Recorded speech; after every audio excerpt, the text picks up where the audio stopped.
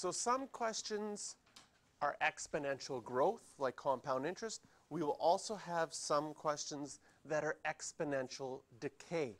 Now, the same thing, when we looked at our exponential graphs, our exponential growth all look like this because they were increasing.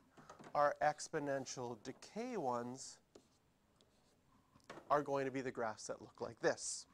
And they will always happen when whatever your base is of your exponential function is less than 1, or between 0 and 1. And instead of calling it a growth factor, we call it a decay factor. So here is a question with decay. Cabin pressure goes down. And if it's less than 70 kilopascals, you start to get altitude sickness. Again, in this question, we don't have a formula, but a formula would be given to you. So they would say the formula for altitude pressure is the following.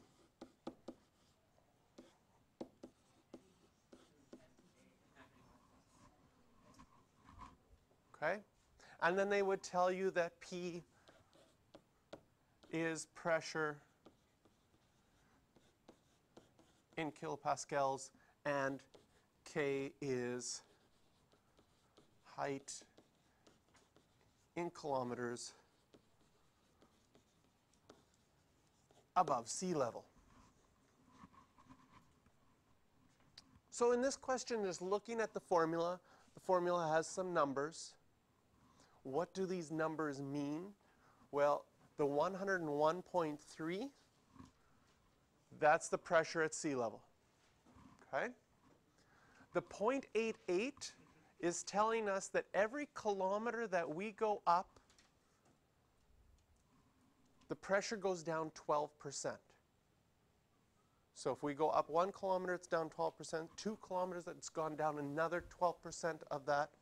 And then 3 kilometers would be another 12% of that.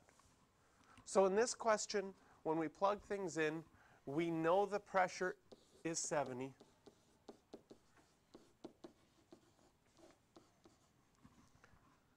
And we create this equation. Again, right now, what we're going to learn further on in the unit is algebraic ways to solve these. We don't have any algebraic way to solve these so far unless we can get the bases the same. Was 0.88 on our powers chart? No. So we're going to have to use our calculator again. So we go to our calculator.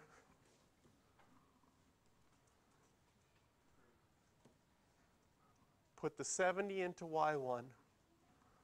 The 101.3 times 0.88 to the power x.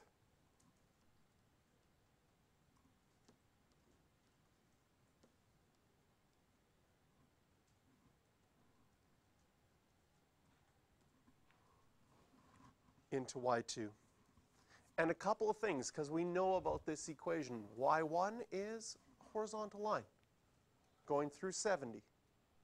y2 is an exponential decay, and we already discussed that at 0, it's 101.3.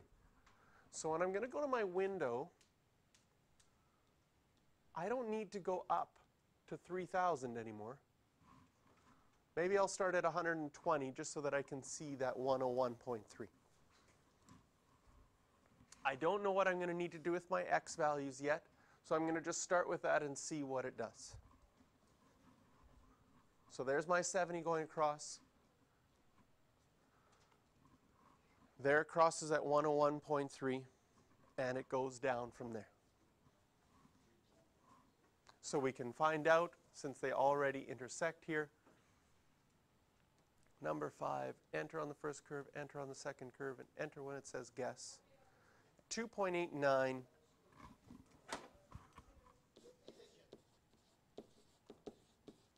and it says to the nearest kilometer. So it would be approximately 3 kilometers. Has anyone here ever suffered from altitude sickness? No?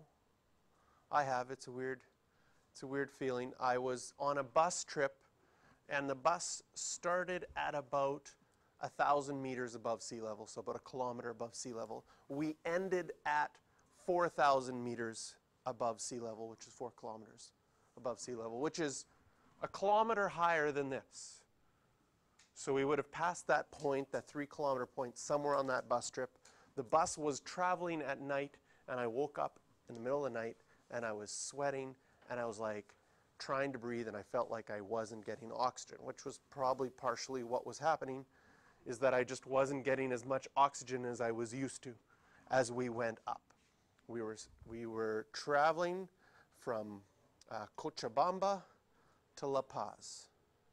This was in Bolivia. And in Bolivia, they have the Andes Mountains, which are some of the highest mountains in the world. In fact, La Paz's international airport is the highest international airport in the world. It's at 4,000 meters, 4 kilometers. So it's sort of like you reach your cruising altitude, and then you stop, because you just sort of land at your cruising altitude almost. That's what it sort of feels like. So it's kind of, you're really, really high up. And they have, in the airport, they have an altitude sickness bay. So people come off the plane, and they have a place where people can go for altitude sickness. Now that change in altitude, and when that time I was on a bus, that's when I had the altitude sickness. I flew there once from another city. The other city was about 250 meters above sea level. And I flew from that city to La Paz, which was 4,000 meters above sea level. And there's a lot of interesting things that happen when you go from one pressure to another that quick. For example, I had pens in my bag, and the pens started off at 250 meters above sea level. And when we got to La Paz, because the pressure was so much less, the ink was running out of my pen. Because there was so much pressure inside the pen, it was pushing the ink out. I wear contacts. My contact bottle that holds the liquid was like just super expanded inside. And when I opened the lid, it just went pfft. Your toothpaste, you open up your toothpaste, it just naturally comes out for the first couple days because it's got so much less pressure and so much pressure inside that it's expanding. Now the same thing happened when I flew back, except the opposite. My contact case container just was like crushed in. It's like you couldn't crush it in more perfectly than that, just because there was such a huge change in pressure. So maybe someday you're going to do some traveling. Maybe you want to go to South America to visit the Inca ruins in Machu Picchu. If you're around there, then you might fly to La Paz. You might experience the highest international airport in the world. So if you want to practice some more altitude or I don't think this question is just natural exponential decay. Again, some things to note here, right? This is always your starting value. And that 0.88 means that it's going down by 12%. So you can think of it as in percentages when figuring those out.